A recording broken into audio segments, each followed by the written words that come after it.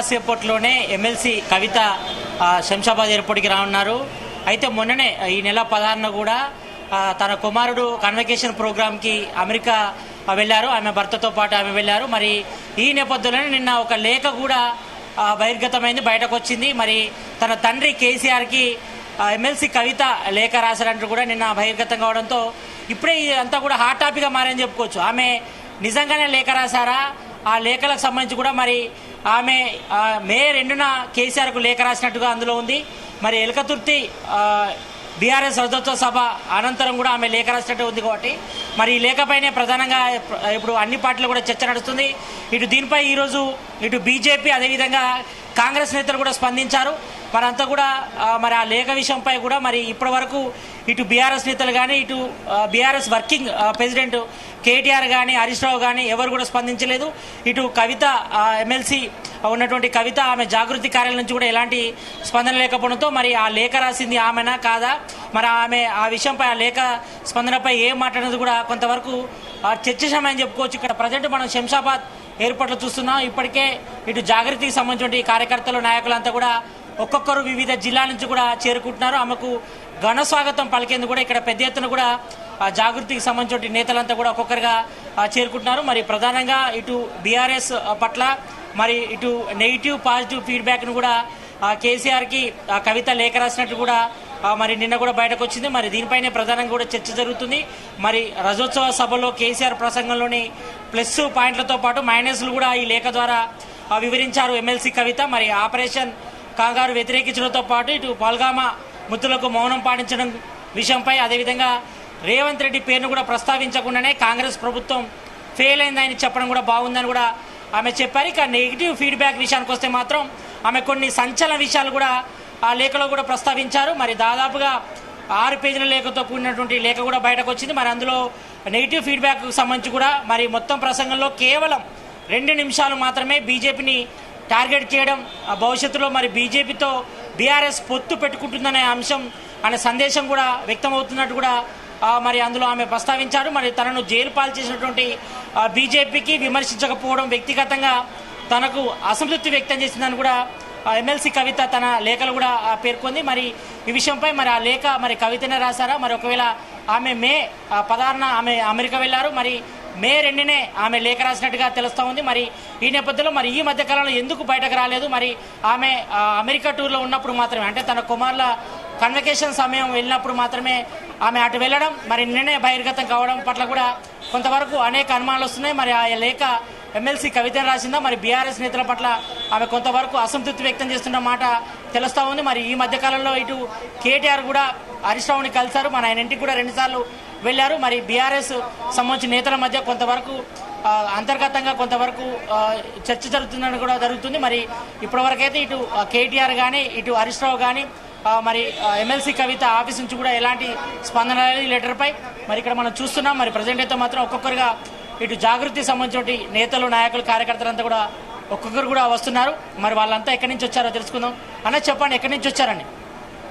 మా షేర్లింగపల్లి కాన్స్టిట్యూన్స్ అండి. ఏ టైంలో రాబోతున్నారు? కవిత గారు ఎప్పుడు రాబోతున్నారు? నమస్తే. చెప్పండి, ఎప్పుడు రాబోతున్నారండి? ఏ టైంకి రీచ్ అవుతారు? ఎప్పుడు రాబోతున్నారు? 8కి అనుకుంటున్నామండి. ఇప్పుడు మనం చూసాం ఎమ్మెల్సీ కవిత గారు రాసినట్టుగా ఒక లెక్క కూడా బయటకు వచ్చింది. కొంతమంది బీఆర్ఎస్ నేతల పట్ల కానీ పార్టీ పట్ల కానీ కొంత అసంతృప్తి వ్యక్తం చేస్తున్నట్టుగా ఆమె చెప్పడం జరిగింది. ఆమె ఏం చెప్పదు? నాకు ఇలాంటి ఆదిస్థానం ఇలాంటి సందేశం నాకు తెలియదు, ఏం తెలియదు అండి. No comments. చూస్తున్నాం కానీ ఎవరు కూడా ఈ లేఖపై కూడా ఎవరు కూడా స్పందించట్లేదు. ఇటు బీఆర్ఎస్ కార్యాలయం నుంచి కానీ ఇటు హరీష్ రావు కానీ ఇటు కేటీఆర్ కానీ ఎవరు కూడా, అంటే ఇటు జాగృతికి సంబంధించిన నేతలు కూడా ఆ లేఖ విషయంలో కూడా ఎవరు కూడా క్లారిటీ ఇవ్వడం లేదు. మరి ఎమ్మెల్సీ కవితనే ఆ లేఖ రాశారా లేకపోతే ఎవరైనా కావాలని సర్క్యులేట్ చేశారా అనేపై కూడా అనేక అనుమానాలు కూడా వ్యక్తం అవుతున్నాయి. మరి ఈ విషయంపై కూడా ఎమ్మెల్సీ కవిత మాత్రమే స్పష్టత ఇచ్చాల్సిన అవసరం ఉంది. మరి ఆ లేఖ విషయంలో ఆమె ఏం చెప్తారని కూడా కొంతవరకు ఇక్కడ ఉత్కంఠ నెలకొందని చెప్పుకోవచ్చు. ఎందుకంటే కొన్ని రోజులుగా ఇటు బీఆర్ఎస్లో జరుగుతున్నటువంటి కొన్ని వ్యవహారాలు కానీ ఆ విషయాలపై కూడా కొంతవరకు ఎమ్మెల్సీ కవిత కొంతవరకు అసంతృప్తితో ఉన్నమాట తెలుస్తూ ఉంది. మరి ఈ నేపథ్యంలోనే ఆమె తండ్రికి కేసీఆర్కి కూడా ఆమె లెటర్ రాశారు. మరి ఈ విషయంలో మాత్రం జనరల్గా మాత్రం తండ్రితో మాట్లాడాలంటే మాత్రం డైరెక్ట్ వెళ్ళి కలవచ్చు, లేకపోతే ఫోన్ ద్వారా చెప్పొచ్చు. కానీ తన అసంతృప్తిని మాత్రం ఆమె లేఖలో వివరించినట్టుగా తెలుస్తోంది. మరి ఈ విషయంపై మరి కాసేపట్లో అంటే ఇప్పుడు ప్రజెంట్ 7:30 అవుతుంది. మరో 10-15 నిమిషాల్లో మాత్రం ఎమ్మెల్సీ కవిత వస్తున్నారు. ఆమె వచ్చిన తర్వాత మరి ఆ లేఖ విషయంపై కూడా ఆమె మాట్లాడుతున్న కూడా చర్చ నడుస్తుంది కాబట్టి మరి వీళ్ళంతా కూడా చాలా వరకు ఆసక్తిగా ఎదురు చూస్తున్నారు. మరి ఆ లేఖ విషయంపై ఎమ్మెల్సీ కవిత ఏం స్పందిస్తారు, ఏం మాట్లాడతారు, మరి పార్టీ పరంగా ఏమైనా నిర్ణయం తీసుకోబోతున్నారు అనిపై కూడా క్లారిటీ వచ్చే అవకాశం ఉంది. ఎందుకంటే ఇప్పటికే కొంతమంది ఇటు కాంగ్రెస్ సంబంధించిన నేతలు మాత్రం ఒకటే చెప్తున్నారు, ఆమె మరి త్వరలోనే ఆమె పార్టీ చేంజ్ అవుతుంది, మరి వేరే పార్టీ పోటబోతుందా లేకపోతే ఆమె వేరే పార్టీలో చేరబోతుందని కూడా చర్చ కూడా కొనసాగుతుంది. ఎందుకంటే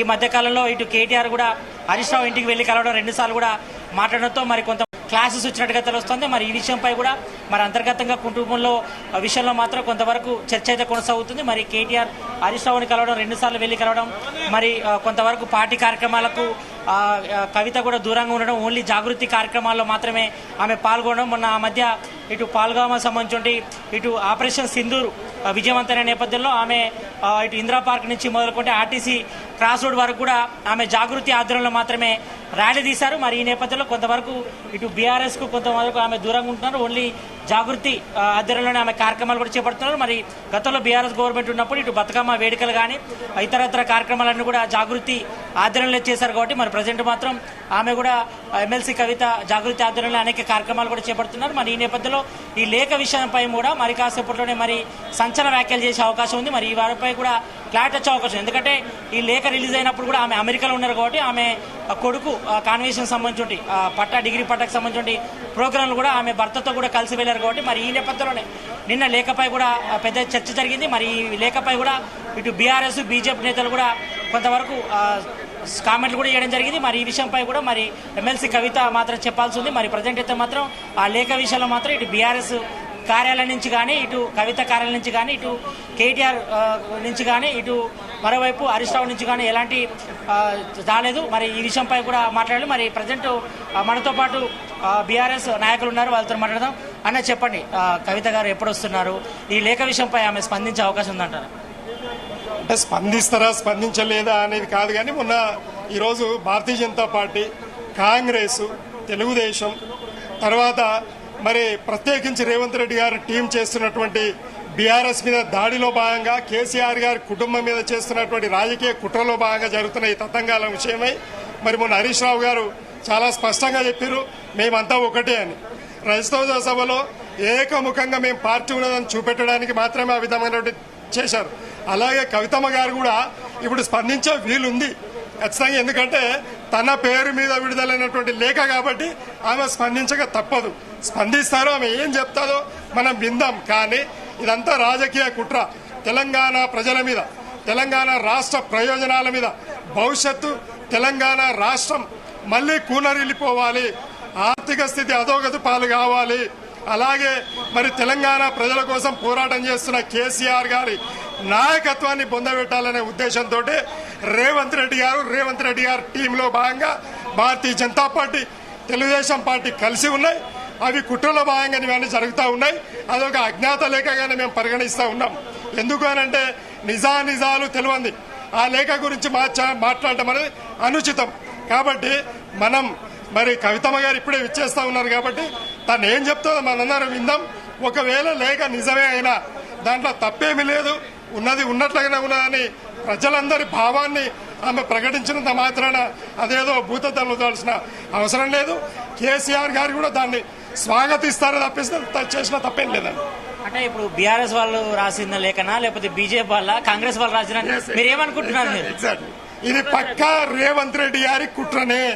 రేవంత్ రెడ్డి గారి కుట్రలో భాగంగా ఇవన్నీ జరుగుతూ ఉన్నాయి రాష్ట్రంలో. ఎందుకనంటే ఆయన ఇచ్చిన హామీలు పెడదారి పట్టినాయి. ఆయన మొన్నటికి మొన్న మా తెలంగాణ కుండ కాలైందని చెప్పినటువంటి ఏకైక ముఖ్యమంత్రి రేవంత్ రెడ్డి గారు.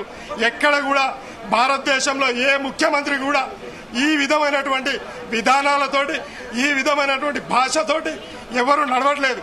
కానీ ఉన్న కుటుంబాన్ని, మా కుటుంబం ఇంత హీనంగా ఉంది, తెలంగాణ కుటుంబం అని చూపెట్టినటువంటి రేవంత్ రెడ్డి గారు ఆయన ప్రజలకు జవాబు చెప్పాల్సిన అవసరం ఉన్నది. అంటే మనం మొన్న చూసాం, ఇటు కేటీఆర్ హరీష్ రావుని కలవడం కూడా 2 సార్లు ఆయన ఇంటికి వెళ్ళి కూడా కలిశారు. కానీ కవితను పట్టించుకోవట్లేదని కూడా కొంతవరకు చర్చ నడుస్తుంది.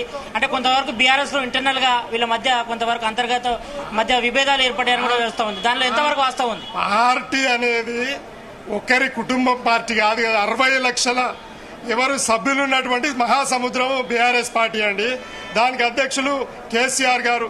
కేసీఆర్ గారికి ఉన్నటువంటి వేటు హరీష్ రావు గారికి ఉన్నది, కేటీఆర్ గారికి ఉన్నది, కవితమ్మ గారికి ఉన్నది.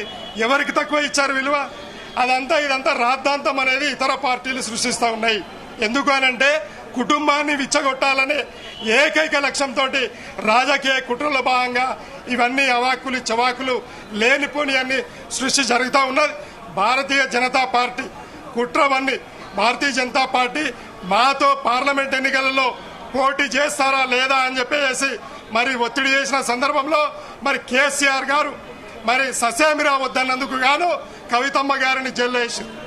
163 రోజులు మా తెలంగాణ బిడ్డ జైల్లో ఉంది. కాబట్టి భారతీయ జనతా పార్టీలో బీఆర్ఎస్ పార్టీ ఎట్లా మరి ఏకమై పనిచేస్తుంది అని ప్రజలు ఆలోచన చేస్తూ ఉన్నారు.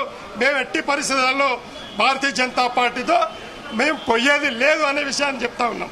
అట్లనే ఎలకతుర్తి సభలో కూడా ఓన్లీ కేటీఆర్ ఫోటోలు మాత్రమే ఉన్నాయి. ఎక్కడ హరీష్ రావు ఫోటో కానీ కవిత ఫోటో కూడా లేదు.